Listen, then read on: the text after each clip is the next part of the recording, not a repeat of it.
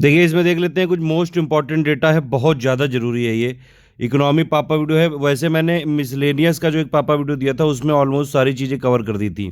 पिछली बार हमने इकोनॉमी पापा वीडियो रिलीज़ किया था सिर्फ, इसीलिए उसमें एग्रीकल्चर का, मिनरल का डेटा और बाकी जो डेटा लिया था हमने, ठीक है, इकोनॉमी का। लेकिन इस बार हमने मिसलेनियस में ही ये सारी चीज़ें कवर कर दी हैं। आपको इस वाले इकोनॉमी पापा वीडियो के साथ एक तो मिसलेनियस पापा वीडियो देखना ज़रूरी है, और प्लस इसके अलावा एक रैंकिंग वाला जो हमने दिया है 1 घंटे का, वो अभी मैं इसमें नहीं जोड़ रहा हूँ, इसके बाद बनाऊंगा। ये शॉर्ट इकोनॉमी पापा वीडियो बना रहा हूँ अभी। एक लॉन्ग इकोनॉमी पापा वीडियो में जो है आपका रैंकिंग वाला पापा वीडियो 1 घंटे का है सिर्फ, और एक बजट का पापा वीडियो करीबन 5 घंटे का है वो। इन दोनों के साथ अगर आप देखोगे इकोनॉमी वाला शॉर्ट वाला भी वो वीडियो, तब जाके कंप्लीट होगा इकोनॉमी पापा वीडियो, ठीक है। तो समझ रहे हैं ना आप, इस हिसाब से देखना है। चलिए इसमें स्टार्ट कर लेते हैं। ये सारा डेटा है इसमें, मोस्ट इंपॉर्टेंट वाली चीज़ें मैं बताने जा रहा हूँ।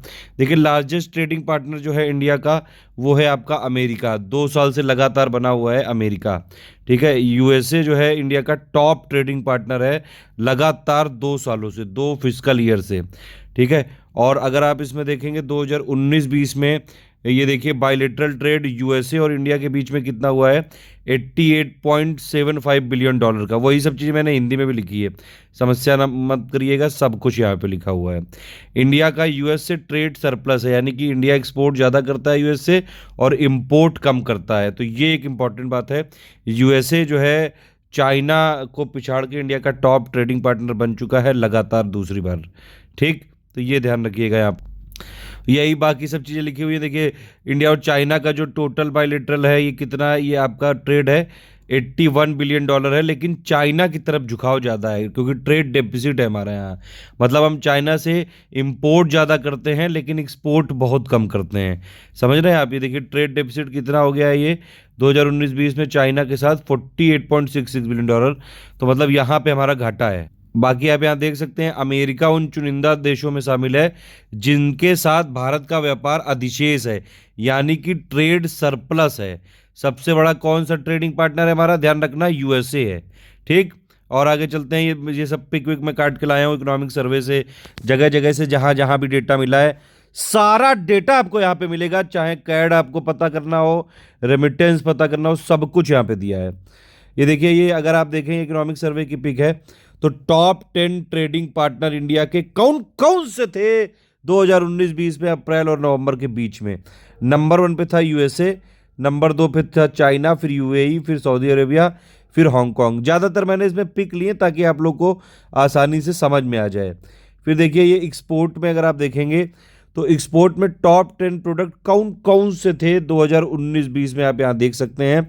नंबर 1 पे पेट्रोलियम प्रोडक्ट ही बना रहा, मतलब टॉप 10 प्रोडक्ट जो हमने किए हैं एक्सपोर्ट उसमें से बता रहा हूँ मैं, ठीक है। नंबर 1 पे पेट्रोलियम प्रोडक्ट हो गया, फिर आपका इस 7% के साथ पर्ल, प्रेशियस और सेमी प्रेशियस स्टोन हो गया, ड्रग फॉर्मुलेशन हो गया, बायोलॉजिकल्स हो गया, और चौथे नंबर पे गोल्ड वाला हो गया, फिर आयरन स्टील हो गया। इस हिसाब से है ये, ठीक है। फिर इलेक्ट्रिक मशीनरी, ऑर्गेनिक केमिकल जो है आरएमजी कॉटन, मोटर व्हीकल और मरीन प्रोडक्ट। ये वाला इकोनॉमिक सर्वे में भी इंग्लिश में ही लिखा हुआ था, हिंदी वाले में भी। तो ये क्या है, निर्यात है, ये निर्यात की परनिवार रचना है ये, ठीक है। अब देखिए हमने सबसे ज़्यादा एक्सपोर्ट किया कहाँ कहाँ, अगर ये पूछ लिया जाए तो भैया ये है, ये फिगर आप देख लो ध्यान से एकदम। हमने सबसे ज़्यादा एक्सपोर्ट कहाँ पे किया, यूएसए को किया। ये देख रहे हो फिगर आप, 16.9% जो हमारा इंडिया का टोटल एक्सपोर्ट है, तो उसमें से मतलब 16% के आसपास हमने यूएसए को किया है, ठीक है। नंबर 2 पे यूएई है, मतलब इंडिया जो एक्सपोर्ट करता है वो सबसे ज़्यादा करता है यूएसए को, उसके बाद करता है यूएई को, उसके बाद करता है चाइना को, उसके बाद करता है हांगकांग को। ये वही टेबल बनी हुई है, ठीक है। नंबर 1 पे यूएसए, यूएई, चाइना, हांगकांग। ये सब भैया पूछते हैं, ऐसे नहीं बता रहा हूँ, ध्यान रखना है ये सब। ये बार बार ही बता रहा हूँ, ये एकदम ध्यान रट लो। ये नीला वाला जो लिखा हुआ है ना, ये 2011-12 तक था, ठीक है। और ये जो ये वाला है आपका, ये नारंगी कलर का, ये शेयर है कंट्री का टोटल इंडियन मर्चेंडाइज एक्सपोर्ट में 2019-20 में, ठीक। तो ये आप देख सकते हैं इसमें, ये देख सकते हैं आप कि टोटल जो इंडिया का मर्चेंडाइज इंपोर्ट होता है वो परसेंटेज ऑफ अगर जीडीपी पूछ लें तो कितना है इस समय, 18.9% था 2018-19 में, और 17.6 हो गया आपका 2019-20 के जो है हाफ वन में, मतलब शुरू के 6 महीनों में। ये एक्चुअली इकोनॉमिक सर्वे का डेटा है। इकोनॉमिक सर्वे का डेटा बजट का टाइम आ चुका था, उसके बाद के अपडेट भी इसी में मिल जाएंगे आपको, इसी वीडियो। अब आप देख सकते हैं कि भैया अब जो हम इंपोर्ट करते हैं सबसे ज़्यादा क्या इंपोर्ट करते हैं। तो टॉप 10 अगर हम प्रोडक्ट देखेंगे इसमें इंपोर्ट के, तो नंबर 1 पे क्या है? नंबर 1 पे पेट्रोलियम क्रूड, इसमें भी बना हुआ है। नंबर 2 पे है गोल्ड। नंबर 3 पे है पेट्रोलियम प्रोडक्ट। फिर कोल, कोक और जो है ब्रिटिक्स करके है ये, ब्रिक्विड्स करके, ठीक है। फिर पर्ल, प्रेशियस और सेमी प्रेशियस स्टोन। एक्चुअली हम लोग क्या करते हैं, हीरा वीरा जेएमएम जो होता है ना, हम उनको एक्सपोर्ट करके प्रोसेस करके देते हैं। सिंपल बात ये है। इलेक्ट्रॉनिक कंपोनेंट हो गए, टेलीकॉम हो गए, और ऑर्गेनिक हो गए, इंडस्ट्रियल मशीनरी हो गई, और आयरन एंड स्टील हो गया। अब देखिए ये जो है ये दिखा रहा है आपको लिस्ट, टॉप 10 लिस्ट है किस चीज़ की, कि हम सबसे ज़्यादा इंपोर्ट कहाँ से करते हैं। तो हम इंपोर्ट सबसे ज़्यादा कहाँ से करते हैं? चाइना से करते हैं। ये नारंगी वाला देखना है, ये समझ रहे हो, ये 2019-20 वाला है डेटा। ये सबसे ज़्यादा इंपोर्ट हम करते हैं चाइना से, यूएसए से, फिर यूएई, सऊदी अरेबिया, फिर इराक हो गया, स्विट्जरलैंड हो गया। अच्छा, एक क्वेश्चन आपके लिए है कि आप ये बताइए कि हम क्रूड ऑयल जो होता है वो सबसे ज़्यादा किस कंट्री से इंपोर्ट करते हैं, सबसे ज़्यादा किससे करते हैं, और फिर सेकंड लार्जेस्ट कौन सा है कंट्री जिससे हम क्रूड ऑयल इंपोर्ट करते हैं? जल्दी से कमेंट करके बताइए। ये कुछ कुछ और पिक आती रहेंगी। नेट सर्विस जो है as a percentage of GDP वो कितना है? करीबन 2018-19 में 3.1% था, और 2019-20 के पहले आप में 2.9%। ये वही दिया हुआ है, देखिए 2019-20 के पहले आप में 2.9%। टोटल सर्विस एक्सपोर्ट देखेंगे as a percentage of GDP तो करीबन 7.7% है। सॉरी, सर्विस एक्सपोर्ट अगर देखेंगे, वो नेट वाला तो अभी ऊपर देखा है, ठीक है। सर्विस एक्सपोर्ट कितना है? 7.7%, या फिर हाफ जो पहला था 2019-20 के, वो वहाँ था 7.4%, ठीक है। ये बीच बीच में कुछ फिगर आते आ रहे हैं, आप बस मैं बताता जाऊँगा मेन मेन बात। सर्विस इंपोर्ट की बात करेंगे तो 2018-19 में 4.6% था जीडीपी का, 19-20 के पहले आप पे 4.6। ये थोड़ा थोड़ा एक बार देख लीजिए डेटा कि कई बार आ जाता है ना, तो ये भी अंदाज़ा नहीं लगता है कि एक्चुअली ये है कितने के आसपास, समझ रहे हो। थोड़ा अंदाज़ा रखो बस, बाकी सब कुछ नहीं रटना है। अब देखो ये लिखा हुआ है कि बायलेटरल जो हम करते हैं व्यापार, कहाँ कहाँ सरप्लस है, कहाँ कहाँ जो है घाटा है। यूएसए के साथ हम सरप्लस में हैं, यूएई के साथ सरप्लस में, चाइना के साथ बहुत घाटा है, ठीक है। सऊदी अरबिया के साथ घाटा है, इराक के साथ घाटा है, और जर्मनी के साथ घाटा है, कोरिया के साथ, साउथ कोरिया के साथ, मतलब इंडोनेशिया, स्विट्जरलैंड, हांगकांग, सिंगापुर, सबके साथ हमको घाटा है। सिर्फ जो है यूएस के साथ हम ज़्यादातर फ़ायदे में रहते हैं। वही चीज़ यहाँ हिंदी में लिखी है, तो यूएस के साथ आपका है अधिशेष, और यूएई के साथ है, बाकी सब जगह घाटा है, ठीक है। तो ये डेफिसिट और सरप्लस में ध्यान रखिएगा, ये चीज़, ये बहुत इंपॉर्टेंट चीज़ है ये। फिर देखिए और इम्पॉर्टेंट बात है, इस समय इंडिया 5वीं लार्जेस्ट इकोनॉमी है, ये जरूर ध्यान रखना, ठीक है। नंबर 1 पे है आपका यूएसए, फिर आपका चाइना, जापान और जर्मनी, फिर हमारा नंबर 5 पे है इंडिया, ठीक। तो ये जरूर ध्यान रखिएगा। यही चीज़ें इकोनॉमिक सर्वे में भी दी है। नंबर 1 पे यूएसए, चाइना, जापान, जर्मनी और भारत। नंबर 5 पे हमारा भारत है, ठीक है। तो ये आप याद रखिएगा, वही चीज़ यहाँ पे दी हुई इंग्लिश में। फिर ये सेक्टरल का क्या शेयर है इस समय, देखिए जो एग्रीकल्चर का मतलब जीडीपी में कंट्रीब्यूशन 16% के आसपास हो गया 2018-19 की रिपोर्ट के हिसाब से।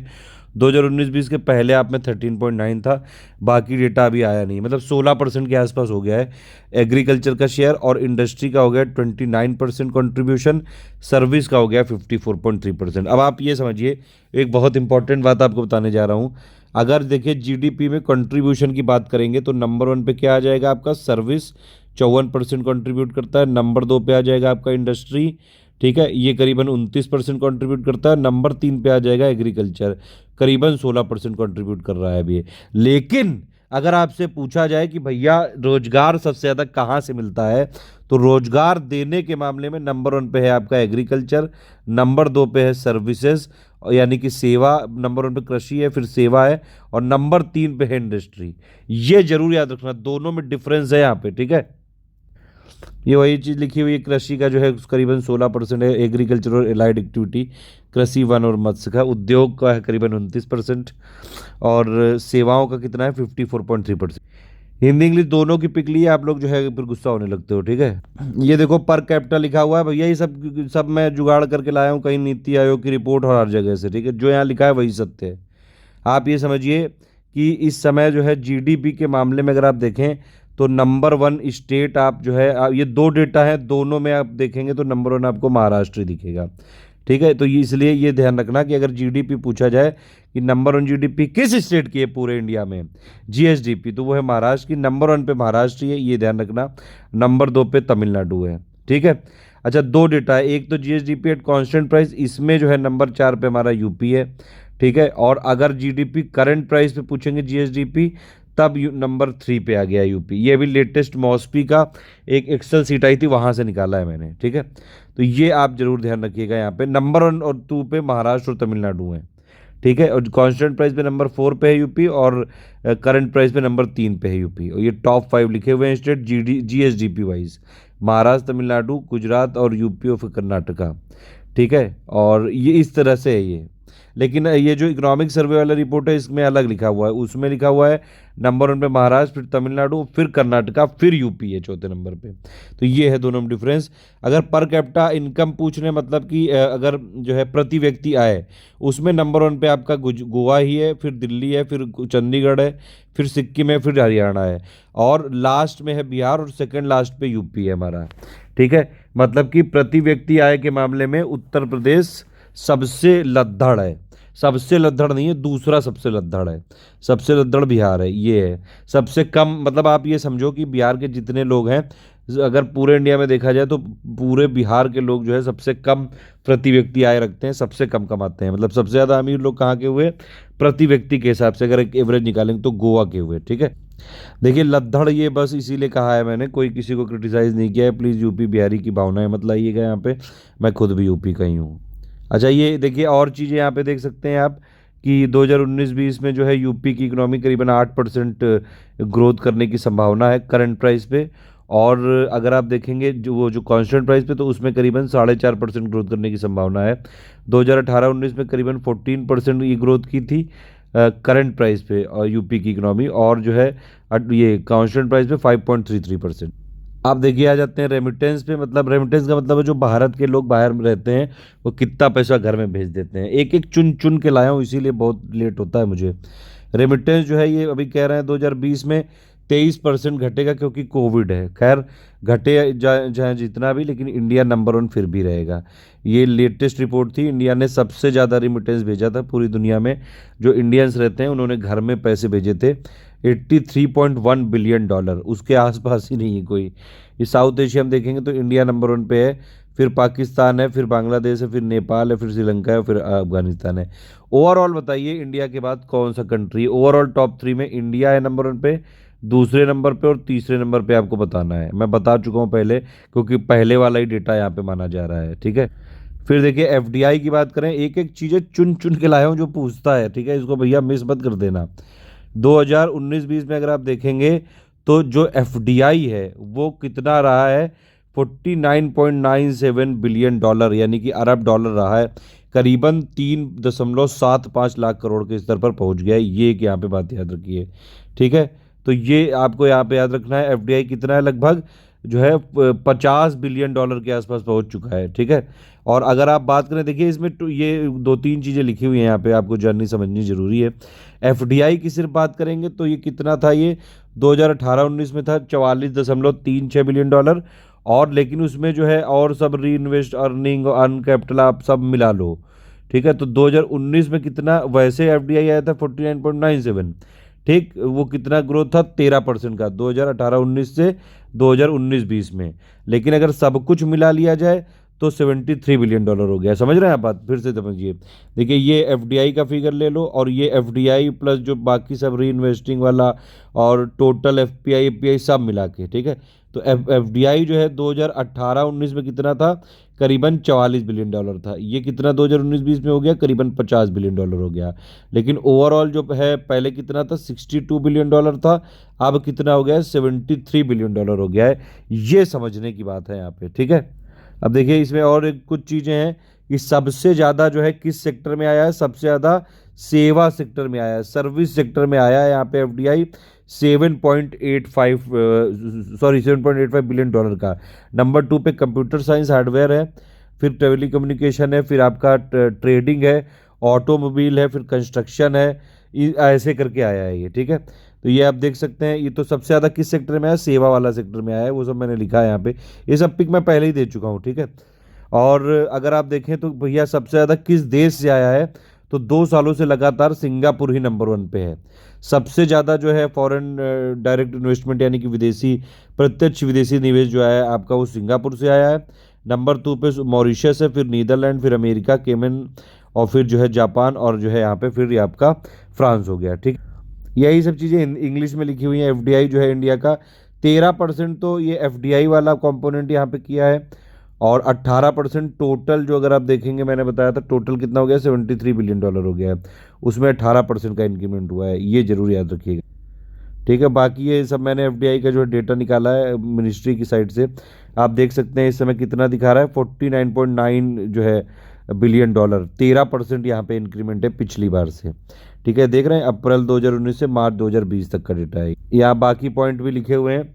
जनवरी में सबसे ज़्यादा यहाँ पे एफडीआई आया था, फरवरी में सबसे कम आया। और अगर आप देखेंगे स्टेट वाइज सबसे ज़्यादा एफडीआई कहाँ पे आया, तो महाराष्ट्र में आया। ये भी एक क्वेश्चन जरूरी है, महाराष्ट्र, फिर कर्नाटक, और फिर जो है दिल्ली। ठीक है, सिंगापुर से सबसे ज़्यादा आया, महाराष्ट्र में जो है सबसे ज़्यादा है स्टेट वाइज। तो ये सब चीज़ें हैं, सिंगापुर जो है टॉप सोर्स रहा, फिर आपका मॉरिशस रहा है।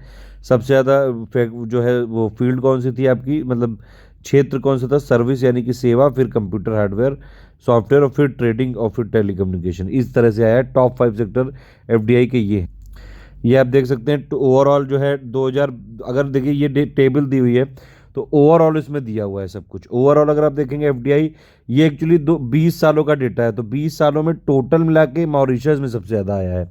ठीक है, सबसे टोटल मिला के मॉरिशस में आया है, लेकिन 2019-20 में सबसे ज़्यादा आया है सिंगापुर से, वो वही लिखा है मैंने। 19-20 में सिंगापुर से आया, फिर मॉरिशस, फिर नीदरलैंड, लेकिन 2000 से लेके 2020 तक हाईएस्ट आया है मॉरिशस से। ठीक है, ये वही सब पिक दी हुई है मैंने। और अगर आप देखेंगे कि भैया सेक्टर वाइज, तो ओवरऑल सबसे ज़्यादा किससे आया है, पिछले 20 सालों में भी टोटल मिला के सर्विसेज से ही आया है, और 2019-20 में भी सर्विसेज, फिर कंप्यूटर सॉफ्टवेयर हार्डवेयर, फिर ट्रेडिंग। ये टॉप 3 जो है यहाँ पे क्षेत्र हैं जहाँ पे एफडीआई आया। ये वही स्टेट की लिस्ट है। स्टेट में ओवरऑल महाराष्ट्र में सबसे ज़्यादा आया 2019-20 में, फिर कर्नाटक, फिर दिल्ली। नंबर 9 पे है हमारा उत्तर प्रदेश, ये जरूर याद रखना। ठीक, फिर ये कुछ कुछ इंपॉर्टेंट चीज़ें और हैं। 7वां इकोनॉमिक सेंसस जो है स्टार्ट किया गया था, 7वीं आर्थिक जनगणना, ये चालू हो गई थी 29 जुलाई से चालू हुई थी। और कहाँ से चालू हुई थी ये इंपॉर्टेंट है, ये चालू हुई थी त्रिपुरा से। सबसे पहले त्रिपुरा से स्टार्ट हुई है। ये क्वेश्चन पीसीएस में आ सकता है। ठीक है, और इसमें जो है यही सब जो है इकोनॉमिक सेंसस में पूरा डेटा होता है कि कितने इस्टेब्लिशमेंट हैं, कितने वर्कर्स हैं। अभी तक 6 हो चुके हैं इकोनॉमिक सेंसस, मॉस्पी कराता है, यानी कि ये जो आपका ये सांख्यिकी एवं जो है कार्यक्रम और कार्यान्वयन मंत्रालय यानी कि मिनिस्ट्री ऑफ स्टैटिस्टिक्स और प्रोग्राम इम्प्लीमेंटेशन, मॉस्पी जो है ये कराता है हर बार। 6 हो चुके हैं, 7वां हो रहा है। 7वां 29 जुलाई 2019 से चालू हुआ था, त्रिपुरा से चालू हुआ था। छठे वाले के हिसाब से अगर आप देखेंगे 2013 में हुआ था। करीबन 58.5 मिलियन इस्टेब्लिशमेंट है इंडिया में, और करीबन 131 मिलियन वर्कर हैं। इतना आपको याद रखना जरूरी है, ये ही पूछेंगे पीसीएस में। ठीक है, और आप देख सकते हैं अभी तक 6 इकोनॉमिक सेंसस हो चुके हैं। पहला वाला 1977 में हुआ था, फिर आपकी आर्थिक जनगणना 1980 में, फिर 1990 में, फिर 98, 2005, 2013, और चौथी जो है अभी हो रही है, 7वीं अभी हो रही है। 2019 से चालू हुई थी ये, अभी फरवरी तक ख़त्म होनी थी, अप्रैल तक, लेकिन फिर अभी इसको 6 महीने के लिए और बढ़ा दिया गया कोविड के चक्कर में। तो फाइनल डेटा आएगा अभी सितंबर के एंड तक शायद। ये वाटरवेज के बारे में 111 हैं वाटरवेज टोटल मिला के, ये आपको जानना, बस इतना नॉर्मल सी चीज़ जाननी ज़रूरी है। ये जो टॉप 5 वाले हैं उनकी पूरी लिस्ट दी हुई है। ये देखिए NW1 है, ये नेशनल वाटरवे 1, ये सबसे लंबा है। हल्दिया से लेके इलाहाबाद तक है, ये हल्दिया यहाँ पे है, और यहाँ से लेके पूरा इलाहाबाद तक फैला हुआ है। 1620 किलोमीटर का है। ये जो है कौन कौन से स्टेट में फैला हुआ है, यूपी, बिहार, झारखंड और वेस्ट बंगाल। ठीक है, फिर अगर आप देखेंगे तो नेशनल वाटरवे जो 2 है वो ब्रह्मपुत्रा नदी पे है, ये धुबरी से सादिया, ये जो है धुबरी से सादिया तक यहाँ पे फैला हुआ है। ये 891 किलोमीटर का है। असम, वेस्ट बंगाल, अरुणाचल प्रदेश और मेघालय 4 राज्यों को सर्व करता है। फिर देखिए तीसरा एकदम नीचे इधर है national waterway, west coast canal पे है, कोलम से लेके आपका कोटापुरम तक। ये कोलम है और ये यहाँ से कोटापुरम तक। ठीक, फिर आपका अगर ये जो है चौथे की बात करेंगे तो चौथा वाला जो है आपका, ये आपका यहाँ से लेकर है काकीनाडा से पुडुचेरी, तो ये काकीनाडा है, ये पुडुचेरी यहाँ तक है। ठीक है, गोदावरी कृष्णा कैनल से यहाँ पे 1078 किलोमीटर फैला हुआ है आंध्र प्रदेश, तमिलनाडु और पुडुचेरी में। ये थर्ड वाला जो है सिर्फ केरल को सर्व कर। फिर देखिए नेशनल वाटरवे, अगर 5 की बात करें आप, तो 5 वाला जो है ये कहाँ से कहाँ तक है आपका, ब्रह्मानी डेल्टा से लेके ये पूरा जो है यहाँ पूरा है ये। ठीक है, ये पूरा ऐसे फैला हुआ है ये। ठीक, ये जो है उड़ीसा और वेस्ट बंगाल में तक फैला हुआ है। ठीक है, छठे की बात करें तो ये बरक से लेके ये पूरा जो है ये वाला है, ये बना रहे हैं अभी धीरे धीरे इसको, और ये बरक में फैला हुआ है टोटल मिला के। ठीक है, और इसमें जो है असम, मिजोरम और मणिपुर, त्रिपुरा यहाँ पे सर्व करता है। ये स्टेट वाइज देखिए, ये वाटर वेज को मैं एक्ट देख रहा था वहाँ से निकाला है। इसमें अपने मतलब की एक चीज़ जो है वो मुझे लगी, वो ये है कि यूपी में कौन कौन सी नदियां हैं, वो इस वाले में सब कुछ लिखा हुआ है। ये वाटरवेज में पूरा बताया हुआ है कि कौन कौन से जो है 10 वाटरवे यूपी से जो है ये 10 नदियां सॉरी पास होंगी, पास होती हैं। अस्सी, बेटवा, चंबल, गंडक और घाघरा, गोमती, करम, नसा और जो है टोन्स और वरुणा और यमुना, ये जरूर याद रखिएगा। बाकी जिसका जिसका जो स्टेट हो वो अपने स्टेट की नदियां जरूर रट ले कि कौन कौन सी नदियां होती हैं। कई नदियों के तो नाम ही नहीं पता होते हैं। ठीक है, फिर ये देखिए फॉर्च्यून 500 कंपनी की लिस्ट है ये 2020 की, और इसमें अगर आप देखेंगे तो नंबर 1 पे वॉलमार्ट है, रिवेन्यू के हिसाब से ध्यान रखना, फिर साइनोपेक है, फिर स्टेट ग्रिड है। ठीक, 11 अगस्त 2020 को ये लिस्ट जारी हुई थी, और इसमें अगर इंडिया की तरफ से बात करें तो इंडिया की तरफ से 500 में से जो है 6 कंपनियां हैं, 1 2 3 4 5 6। टॉप 100 में सिर्फ एक कंपनी है, रिलायंस इंडस्ट्रीज। टॉप 200 में 3 कंपनियां, रिलायंस और इंडियन ऑयल, IOCL और ONGC। और टॉप 6 में अगर आप बात करें फिर जो है SBI भी है, और भारत पेट्रोलियम है, फिर टाटा मोटर्स है। ठीक है, ये और इम्पोर्टेंट चीज़ें सब बिल्कुल छाट छाट के लाया हूँ मैं चीज़ें। 8 कोर इंडस्ट्री होती हैं। ठीक है, और जो है IIP में इनका जो है टोटल कंट्रीब्यूशन कितना होता है, 40.27% है। ये एकदम लेटेस्ट डेटा है, जो मैं डेटा दे रहा हूँ पूरा मैं चेक करके लाता हूँ। इसका वेटेज अगर आप देखेंगे तो सबसे ज़्यादा वेटेज है इस समय रिफाइनरी का, फिर बिजली इलेक्ट्रिसिटी, फिर स्टील का है, फिर कोयला का है, फिर कच्चा तेल का है, फिर प्राकृतिक गैस, फिर सीमेंट का है, फिर फर्टिलाइजर यानी कि उर्वरक का है। ठीक है, आप चाहें तो यहाँ से वेटेज जो है कैलकुलेट कर सकते हैं। ये 8 ये दिए हुए हैं सेक्टर, और ये एक साथ अगर आप यहाँ पे देखिए देखिए ये दिख रहा है ये, तो सबसे ज़्यादा जो है रिफाइनरी का है, 28.03% कॉन्ट्रीब्यूशन है। फिर आपका जो है ये है आपका इलेक्ट्रिसिटी का 19.85, फिर आपका जो है ये स्टील का है 17.9, और फिर जो है ऐसे करके है पूरा, फिर कोल का हो गया आपका, फिर क्रूड ऑयल का हो गया, फिर नेचुरल गैस का हो गया, फिर सीमेंट का हो गया, सबसे कम है फर्टिलाइजर का। ठीक, अच्छा एक क्वेश्चन आपके लिए है, IIP जो होता है इंडेक्स ऑफ इंडस्ट्रियल प्रोडक्शन, इसको कौन पब्लिश करता है हर बार, बताइए जल्दी से, और क्या इसकी फ्रिक्वेंसी होती है पब्लिश होने की। अब भैया ये वाला जो डेटा ये रट डालो, ये कहीं नहीं मिलेगा, किसी मैगजीन में, किसी यूट्यूब में नहीं मिलेगा। सिर्फ मैं लाया हूँ यहाँ पे डेटा ये अपडेट करके सारी SRS 2018 की रिपोर्ट। अच्छा कुछ लोग कह रहे थे 2018 की जो मैगजीन, कई सारी लेटेस्ट मैगजीन आई उसमें दी हुई है, नहीं दी हुई है सर, मैंने देख ली है। पेज नंबर 61 में भी जो लोग बता रहे थे नहीं दी हुई है। TFR का डेटा ही नहीं दिया हुआ है कहीं पे, ये मैं खोज के लाया हूँ सिर्फ। ठीक है, पूरा पढ़ पढ़ के लाया हूँ। ये यूपी का पहले डेटा रट लो। बर्थ रेट है यूपी में 25.6, अर्बन में 22.5, और जो है रूरल में 26.6।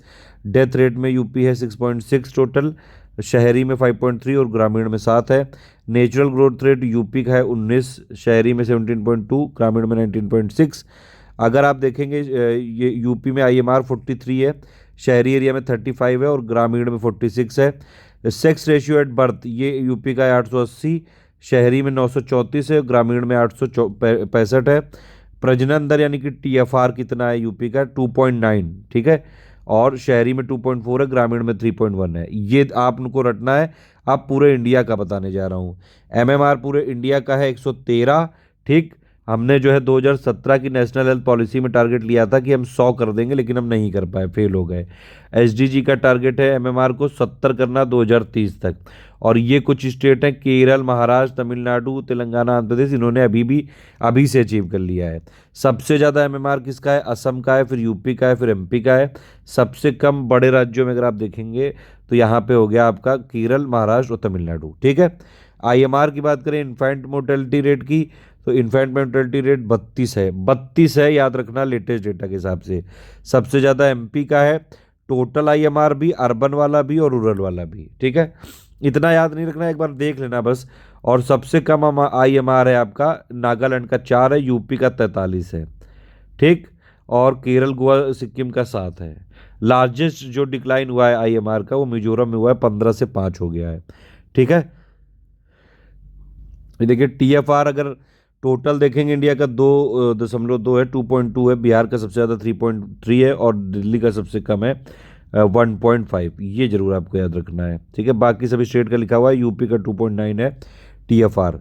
इंडिया का टीएफआर जो है अर्बन का 1.7 है, रूरल का 2.4 है। टीएफआर में तीनों जगह बिहार ही नंबर 1 पे है, मतलब सबसे ज़्यादा बिहार का ही है। अर्बन में सबसे कम है हिमाचल का, और जो है रूरल में सबसे कम है दिल्ली का, ठीक है। ये याद रखना है आपको। फिर जो है बर्थ रेट टोटल इंडिया का 20 है, सबसे ज़्यादा है बिहार का 26.2 और सबसे कम है अंडमान निकोबार का 11.2। स्टेट में है 12.4 और बड़े स्टेट में सबसे कम है केरल का 13.9 और यूपी का है बर्थ रेट 25.6। अर्बन एरिया में 16.7 है और रूरल एरिया में 21.6 है। अर्बन एरिया में सबसे ज़्यादा बर्थ रेट है यूपी का और रूरल एरिया में है बिहार का। सबसे कम है अर्बन एरिया में हिमाचल प्रदेश का और सबसे कम है केरल का, ठीक है। उसके बाद डेथ रेट जो है पूरे इंडिया का 6.2 है, सबसे ज़्यादा है आपका छत्तीसगढ़ का, सबसे कम है आपका दिल्ली का। बाकी ये अर्बन रूरल लिखा है, एक बार देख लो। चाइल्ड सेक्स रेशियो 919 है इंडिया का, सबसे ज़्यादा है अरुणाचल प्रदेश का, सबसे कम है हरियाणा का। यूपी का चाइल्ड सेक्स रेशियो 902 है, एमपी का 918, बिहार का 935। सेक्स रेशियो एट बर्थ जो है वो 899 है, सबसे ज़्यादा है छत्तीसगढ़ का, सबसे कम है उत्तराखंड का। यूपी का 880 है, ठीक है। देखिए ये जो है आपका, ये बाकी देख लीजिए इसमें। जैसे ये जो है चाइल्ड सेक्स रेशियो 919 है, सबसे ज़्यादा है अरुणाचल प्रदेश का, फिर सबसे कम है हरियाणा का, यूपी का 902 है। सेक्स रेशियो एट बर्थ जो है आपका ये टोटल 899 है और सबसे ज़्यादा है छत्तीसगढ़, सबसे कम है उत्तराखंड और यूपी का 880 है, ठीक है। नेचुरल ग्रोथ रेट की बात करें 13.8 है टोटल, सबसे ज़्यादा है बिहार का और सबसे कम है पुडुचेरी और केरल। ये लेटेस्ट रेपो रेट और ये सब चीज़ें हैं। लेटेस्ट रेपो रेट कितना है ये जो है आपका 4% है, रिवर्स रेपो 3.35 है, एमएसएफ है 4.25, बैंक रेट है 4.25। ये सारे टर्म्स मैं बता चुका हूँ। मॉनिटरी पॉलिसी वाला एक वीडियो है, उसमें आप देख लीजिएगा, सब कुछ उसमें बता चुका हूँ मैं, ठीक है। मॉनिटरी पॉलिसी जो कमेटी बनाई थी उसके बारे में पूरा वीडियो दिया हुआ है मैंने। सीआरआर 3% है, एसएलआर 18% है। ये सब डेटा इंपॉर्टेंट होता है, इसलिए मैं बता रहा हूँ इसमें, सिर्फ पॉइंट टू पॉइंट बात बता रहा हूँ। 6 अगस्त 2020 को ये जो है भारतीय रिजर्व बैंक की आरबीआई की यहाँ पे मौद्रिक नीति जारी की गई थी और इसमें वार्षिक महंगाई दर जो है मार्च 2020 में बताई गई 5.8% के मुकाबले 6.1% हो गई थी, ठीक। बताया गया कि भैया 2020-21 में जीडीपी निगेटिव रहेगी, ये तो सही बात है, पहले वाला क्वार्टर का यहाँ पे आंकड़ा आ गया था तो उससे पता चल गया था। और ये मॉनेटरी पॉलिसी कमेटी की कैसे बनाई गई थी, जो आरबीआई एक्ट 1934 उसमें 45 जेड बी जो सेक्शन है उसके तहत 6 सदस्यीय मॉनेटरी पॉलिसी कमेटी है। बताइए कौन होते हैं 6 सदस्य उसमें। ये टूरिस्ट डेटा है भैया, ध्यान से देख लो, कहीं नहीं मिलेगा, ये पिक के माध्यम से लाया हूँ मैं यहाँ पे आपको, सब कुछ यहाँ पे दिया गया है। देखो पूरी दुनिया में सबसे ज़्यादा लोग जो है टूरिज़्म वाले, मतलब जो आपके ये पर्यटक होते हैं, कहाँ जाते हैं सबसे ज़्यादा, फ्रांस में जाते हैं, फिर स्पेन में, फिर यूएसए में, फिर चाइना में, ठीक। तो हमारा इंडिया कितने नंबर पे आ गया, 1 2 3 4 5 6 7 8 9 10, यहाँ पे इंडिया 11वें नंबर पे आ गया, ठीक है। तो 11वां नंबर पे है पूरी दुनिया में, सबसे ज़्यादा देश कहाँ पे जाते हैं, फ्रांस में। लेकिन यहाँ पे कुछ चीज़ें और हैं जो आपको समझनी चाहिए। जैसे अगर आप देखें कि सबसे ज़्यादा जो है पैसा कौन कमाता है, जब पर्यटन जो आते हैं उस सबसे ज़्यादा आय किसकी होती है, तो सबसे ज़्यादा आय फ्रांस की नहीं होती है, आय होती है सबसे ज़्यादा आपकी यूएस की, फिर स्पेन की, फिर फ्रांस है, ठीक है। तो ये जरूर याद रखना है। अब अगर ये देखिए, ये जो है और कुछ यहाँ पे डेटा देख लीजिए टूरिज़्म में, थोड़ा और बढ़ा कर ले। इंडिया में सबसे ज़्यादा कहाँ से टूरिस्ट आए हैं, मतलब ये जो है पर्यटक आए थे, सबसे ज़्यादा बांग्लादेश से आए थे 21%, फिर यूएसए से, फिर यूके से, फिर श्रीलंका से, फिर कनाडा से, इस तरह से हुआ है ये, ठीक है। और अगर आप देखें कि भैया जो है विदेशी पर्यटक यहाँ इंडिया इंडिया में मतलब किस पोर्ट में सबसे ज़्यादा लोग आए थे, तो ये आपका ये दिल्ली में सबसे ज़्यादा आए थे, ये ध्यान रखना बस।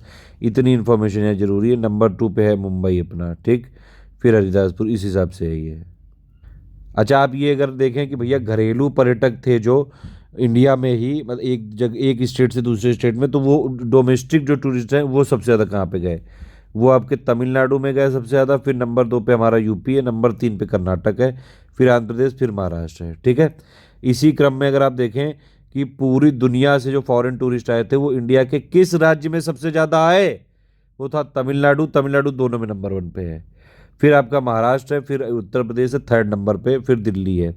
इस हिसाब से है। तो फॉरेन के मामले में, टूरिस्ट के मामले में यूपी नंबर 2 3 पे है, और जो डोमेस्टिक टूरिस्ट के मामले में नंबर 2 पे है। नंबर 1 पे दोनों में आपका तमिलनाडु ही है। ये वही चीज़ें मैंने इंग्लिश में लिख दी है, आप देख लो एक बार। सबसे ज़्यादा जो टूरिस्ट है वो कहाँ जाएगा, यूएस में जाएगा। और जो है सबसे ज़्यादा इंडिया में कहाँ से आते हैं, बांग्लादेश से, फिर यूएस से, फिर यूके से।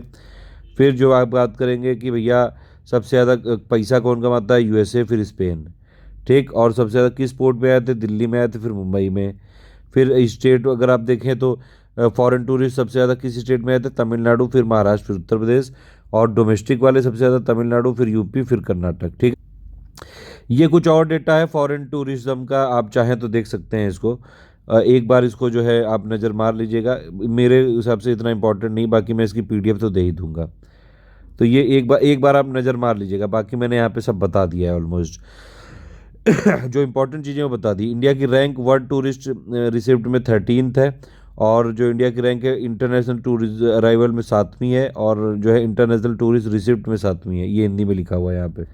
ये एक जो लेटेस्ट डेटा आया था कि 2019 में अगर आप देखेंगे प्रोविजनल डेटा, तो जो है ये आपके फॉरेन टूरिस्ट के आने से ग्रोथ हुई है कुछ। तो वही यहाँ पे लिखा हुआ है, ठीक है। ये देखिए, ये जो लिखा हुआ है ना कि फॉरेन टूरिस्ट अराइवल, ये कितना हो गया, 3.1% के ग्रोथ के साथ ये 10.89 मिलियन हो गए टूरिस्ट जो 2019 में आए थे। और फॉरेन एक्सचेंज ग्रोथ कितनी हुई है, ये हुई है आपकी 8.2%।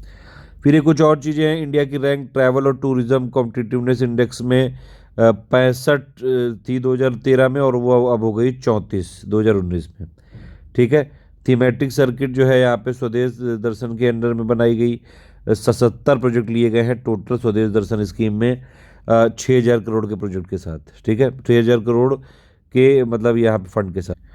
प्रसाद स्कीम में 28 प्रोजेक्ट बनाए गए। ई वीज़ा की जो है 4 कैटेगरी होती हैं, ई टूरिस्ट वीज़ा, ई बिजनेस, ई मेडिकल और ई मेडिकल अटेंडेंट वीज़ा, ठीक है। ई वीज़ा जो है वो 28 डेजिग्नेटेड एयरपोर्ट के लिए है, 5 डेजिग्नेटेड सी पोर्ट के लिए है। प्रेजेंटली में देखेंगे तो ई वीज़ा स्कीम जो है 169 देशों के लिए है। ये इंडिया में आने के लिए 169 देशों के लिए है ये। वही चीज़ सब हिंदी में लिखी हुई है यहाँ पे, आप देख सकते हैं। यहाँ पे सारी चीज़ें हिंदी में बताई है मैंने, आप ये देख लीजिए। टॉप 10 जो इंटरनेशनल चेक पोस्ट है फॉरेन टूरिस्ट लेवल के, वो सबसे ज़्यादा कहाँ पे आते हैं, दिल्ली में आते हैं। ये मैंने अभी बताया था ऊपर डायग्राम के थ्रू। फिर मुंबई है, ठीक है। ये पूरी दुनिया में आप देख सकते हैं सबसे ज़्यादा लोग जाते हैं फ्रांस, फिर स्पेन, फिर यूएस में, फिर चाइना में। सबसे ज़्यादा पैसा फॉरेन के टूरिस्ट आने से कमाता है यूएस, फिर स्पेन, फिर फ्रांस, ठीक। ये एक हुरॉन लिस्ट आई थी और इसमें इंडिया तीसरे नंबर पे है, ये जरूर ध्यान रखना। ये हुरॉन की जो है ग्लोबल रिच लिस्ट आई थी 2020 में, ये नवा एडिशन था। और इसमें 2,816 बिलियनियर को यहाँ पे, मतलब 2,816 अरबपति को यहाँ पे रैंकिंग दी गई, जो कि 71 कंट्री से थे। और 2,182 कंपनियों में जो है काम करते थे। अगर आप इसमें देखेंगे तो नंबर 1 पे सबसे दुनिया में अमीर कौन रहा है, वो अमेजॉन के जेफ बेजोस ही रहे हैं। ये 140 बिलियन डॉलर की इनके पास टोटल वर्थ है।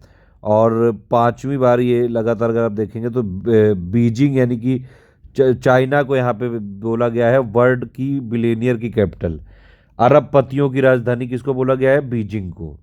110 बिलियनियर रहते हैं यहाँ पे बीजिंग में, समझ रहे हैं आप। 110 अरबपति रहते हैं बीजिंग में, बहुत अमीर अमीर लोग रहते हैं। मुकेश अंबानी 9वें नंबर पे हैं पूरे जो है पूरी दुनिया में अमीरों की लिस्ट में, लैरी पेज और स्टीव बामा के साथ। 67 बिलियन डॉलर की है ये। और मुकेश अंबानी इकलौते ऐसे हैं जो एशियन रीजन से हैं जो टॉप 10 में है ये, ठीक है। वही सारी चीज़ें यहाँ पे मैंने हिंदी में लिख दी हैं, आप देख लीजिए यहाँ पे। अच्छा, इसमें एक चीज़ ये पूछी जाएगी अगर कि भैया जो अरबपति हैं इसमें सबसे ज़्यादा किस देश में पाए गए, तो उसमें सबसे ज़्यादा जो है चाइना में पाए गए हैं 799 अरबपति। यूएस में नंबर 2 पे है 626, ठीक है। और व्यक्तियों में जेफ बेजोस नंबर 1 पे है 140 बिलियन डॉलर की आबाद उसके जो है ये इनकम के साथ, वेल्थ के साथ, सॉरी, ठीक है। ये बाकी मैंने यहाँ पे लिख दिया है, सारी चीज़ें बता दी हैं। ये देखिए, ये लिस्ट देख सकते हैं आप, ये टॉप 10 लिस्ट है। नंबर 9 पे है हमारे मुकेश अंबानी, 67 बिलियन डॉलर के साथ। अच्छा, एक चीज़ और है इसमें, यंगेस्ट बिलियनियर पूरी दुनिया में कौन है? काइली जेनर, ठीक है। ये देखिए, और फिर से देख सकते हैं लिस्ट, ये मुकेश अंबानी नंबर 9 पे है, नंबर 1 पे जेफ बेजोस है, और नंबर 2 पे बर्नार्ड अराउट है, नंबर 3 पे बिल गेट्स है। यंगेस्ट इंडियन जो है वो कौन थे? रितेश अग्रवाल थे। और बाकी जो टॉप और 100 में आए इंडियन, वो फिर जो है मुकेश अंबानी के बाद गौतम अदानी, फिर ये शिव नादर और उदय कोटक। टॉप 10 कंट्री जहाँ से सबसे ज़्यादा अरबपति हैं, नंबर 1 पे चाइना, फिर यूएसए, नंबर 3 पे अपना इंडिया भी है। इंडिया में भी 137 जो है अरबपति रहते हैं, समझ रहे हो बात आप। लेकिन फिर भी जो है इनइक्वलिटी इतनी ज़्यादा है कि हम हमारे यहाँ गरीब भी सबसे ज़्यादा है और अमीर वाले भी देख सकते हो आप, 3rd नंबर पे हाईएस्ट। कुछ और चीज़ें देख सकते हैं यहाँ पे, एक इसी में हुरॉन की एक यूनिकॉर्न लिस्ट की भी थी, 586 यूनिकॉर्न पूरी दुनिया में है। अगर आप देखें इसमें 2019 में ये पाया इन्होंने, 29 कंट्री, 145 सिटी में, और इंडिया ने इसमें कंट्रीब्यूट किया चौथे नंबर पे इंडिया रहा है। आप देख सकते हैं सबसे ज़्यादा यूनिकॉर्न कहाँ पे रही? यूएसए में, फिर जो है चाइना में, फिर यूके में, फिर यूएसए आया है चौथे, इंडिया आया है मतलब अपना चौथे नंबर, चौथे नंबर पे आया है जिसमें सबसे ज़्यादा यूनिकॉर्न है, ठीक है। ये जरूर याद रखिएगा। और टॉप 10 अगर आप देखेंगे ग्लोबल जो है यूनिकॉर्न की लिस्ट में, नंबर 1 पे जो है आपका पेटीएम है, फिर इंडियन जो है मतलब, फिर ओयो रूम है, फिर बाइजू है, फिर आपका ओला है, ये सारी हैं ये, ठीक है। इस तरह से यंगेस्ट अगर जो है यूनिकॉर्न की बात करेंगे, तो जो है यंगेस्ट यूनिकॉर्न कौन सी है? ओला इलेक्ट्रिक, फिर उड़ान, फिर स्विगी, ठीक है। टॉप सिटी जो है यूनिकॉर्न के लिए कौन सी है? बेंगलुरु, जहाँ पे 8 यूनिकॉर्न है, फिर गुड़गांव है, फिर नोएडा है, फिर पुणे है, फिर दिल्ली है। ये इलेक्ट्रिक का पूरा डेटा है। विंड पावर में नंबर 1 पे है आपका तमिलनाडु, और फिर जो है गुजरात, फिर महाराष्ट्र। फिर न्यूक्लियर पावर में तमिलनाडु, कर्नाटक, महाराष्ट्र, नंबर 1 पे तमिलनाडु है। 7वें पे हमारा यूपी है, 289 मेगावाट जो है यहाँ पे कैपेसिटी है। कोल में नंबर 1 पे महाराष्ट्र है, फिर यूपी, फिर एमपी है, ठीक है। और यूपी हमारा 2nd नंबर पे है मतलब। लिग्नाइट में नंबर 1 पे तमिलनाडु, राजस्थान, गुजरात, ठीक। ये नंबर 1 लिखा हुआ है, ये यूपी की पोजीशन लिखी हुई है, ये टॉप 3, और ये इंस्टॉल्ड कैपेसिटी यहाँ पे। गैस में नंबर 1 पे जो है गुजरात है, फिर आंध्र प्रदेश, फिर महाराष्ट्र है, यूपी 11वें नंबर पे है। और डीजल में नंबर 1 पे तमिलनाडु, फिर केरल है, फिर थर्मल में नंबर 1 पे महाराष्ट्र है, फिर गुजरात है, फिर यूपी है। ये देख रहे हैं आप सब कुछ, ठीक है। और फिर अगर आप देखेंगे तो यूपी मतलब थर्मल में नंबर 3 पे है। हाइडल में नंबर 3 पे यूपी है, नंबर 1 पे पंजाब, फिर Karnataka. Hydel plus renewable energy sources का मतलब क्या हो गया? Wind energy, solar energy, bio energy, waste to जो है एनर्जी, वो वाला सब कुछ। तो हाइडल एक अलग होती है, और प्लस इसमें रिन्यूएबल वाले में क्या होता है, इसमें क्या क्या होती है ये समझो। एक स्मॉल हाइड्रो पावर प्लांट होता है जो 25 मेगावाट से कम की यहाँ पे उत्पादन करता है, इंस्टॉल कैपेसिटी वो वाली हो गई। सोलर पावर हो गई, विंड वाली हो गई, वेस्ट वाली हो गई, बायो हो गई, ये सब मिला के होती है रिन्यूएबल एनर्जी सोर्सेज, जिसके लिए एमएनआरई बनाई गई, मिनिस्ट्री बनाई गई है एक। हाइडल अलग होती है, वो large power, large hydel plant होते हैं वो, ठीक है। तो उस हिसाब से है यहाँ पे। तो हाइडल के में नंबर 1 पे पंजाब, फिर नंबर 3 पे यूपी है। हाइडल प्लस रिन्यूएबल एनर्जी में नंबर 1 पे कर्नाटक है, फिर तमिलनाडु, फिर महाराष्ट्र है, यूपी 8वें नंबर पे है, ठीक है। और ओवरऑल में अगर आप देखेंगे तो महाराष्ट्र नंबर 1 पे, फिर गुजरात, फिर तमिलनाडु, यूपी 5वें नंबर पे। सोलर में भी कर्नाटक नंबर 1 पे है, फिर राजस्थान, फिर तमिलनाडु है, यूपी 9 नंबर पे है। स्मॉल हाइड्रो पावर में यू जो है इन कर्नाटक नंबर 1 पे, फिर हिमाचल प्रदेश, फिर महाराष्ट्र, यूपी 20 नंबर पे है। वेस्ट टू एनर्जी में नंबर 1 पे दिल्ली, फिर तेलंगाना, फिर आंध्र प्रदेश है। बायो पावर में नंबर 1 पे है महाराष्ट्र, फिर यूपी, फिर कर्नाटका है, यूपी नंबर 2 पे। रूप टॉप सोलर, अब देखिए सोलर जो है, एक तो ये हो गई सोलर टोटल, और इसी को कंपोनेंट में तोड़ दें तो एक रूफ टॉप वाली हो गई और एक ग्राउंडेड वाली हो गई। तो रूफ टॉप में गुजरात नंबर 1 पे है, यूपी नंबर 6 पे है, और जो ग्राउंडेड वाली में कर्नाटक नंबर 1 पे है, यूपी नंबर 9 पे है, ठीक। फिर जो ये है रिन्यूएबल एनर्जी सोर्स वाला, मैंने बताया solar, wind, bio power, small hydro, waste to energy, इसमें नंबर 1 पे कर्नाटक, तमिलनाडु, गुजरात, यूपी नंबर 9 पे। कुछ कुछ इंपॉर्टेंट फिगर आते जाएंगे, मैं बताता जाऊंगा क्या चीज़ है।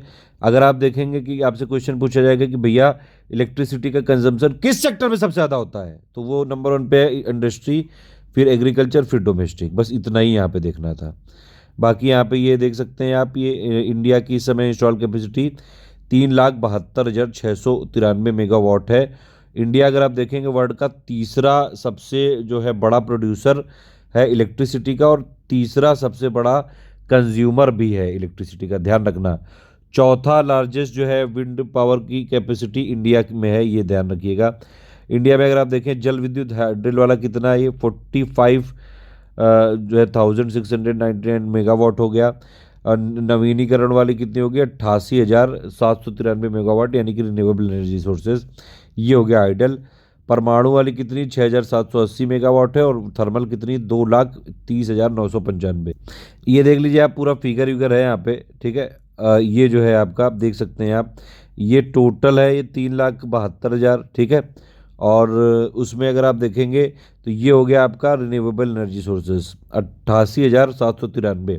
इसमें नंबर 1 पे है आपका विंड, सबसे ज़्यादा, मतलब रिन्यूएबल में सब कौन सी है, विंड वाली है। नंबर 2 पे यहाँ पे लिखा हुआ है सोलर, ये देखिए नंबर 2 लिखा हुआ है मैंने। नंबर 3 पे है बायो पावर टोटल मिला के, और नंबर 4 पे है सोलर। ये सब मैं पिक शेयर कर चुका, आपने देखी होगी जरूर, ठीक है। फिर अगर इसमें आप देखें तो ये देखिए, देख सकते हैं यहाँ पे टोटल जो इंस्टॉल कैपेसिटी में सबसे ज़्यादा कोल है, फिर लार्ज हाइड्रो है, फिर आपका विंड है, फिर सोलर है, गैस है, फिर न्यूक्लियर है, फिर लिग्नाइट है। अगर इस तरह से करेंगे तो ये है। थर्मल में क्या क्या होता है, कोल, लिग्नाइट और गैस और डीजल, ये सब मिला के होता है थर्मल में। और फॉसिल फ्यूल में क्या क्या होता है, कोल, ऑयल, गैस, ठीक है। फिर अगर आप बात करेंगे टोटल जो है इलेक्ट्रिसिटी जनरेशन की बात करेंगे, उसमें फिर ये है, इस तरह से ये कोल है, फिर लार्ज हाइड्रो है, फिर स्मॉल हाइड्रो है, फिर जो है इस तरह से ये टोटल, ध्यान रखिएगा, ठीक।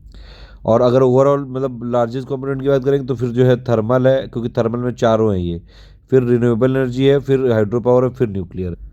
अच्छा ये देख लीजिए, ये ग्रिड कनेक्टेड जो है सबसे ज़्यादा, जो आपकी, ये वही परसेंटेज लिखा हुआ है, मतलब सबसे ज़्यादा कोल का है, फिर आपका रिन्यूएबल का है, उस हिसाब से मैं बता चुका हूँ।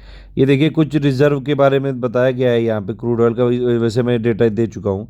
ये देखिए क्रूड ऑयल का रिजर्व सबसे ज़्यादा जो है कहाँ कहाँ पे है, ये आपको बताया गया है। सबसे ज़्यादा पहले वेस्टर्न ऑफशोर में है, ठीक। और फिर जो है नंबर 2 पे है आपका ये असम, फिर आपका जो है ये गुजरात है 20% के साथ, फिर ईस्टर्न ऑफशोर है, और फिर राजस्थान है, फिर तमिलनाडु, ऐसे है ये रिजर्व है आपका क्रूड ऑयल का।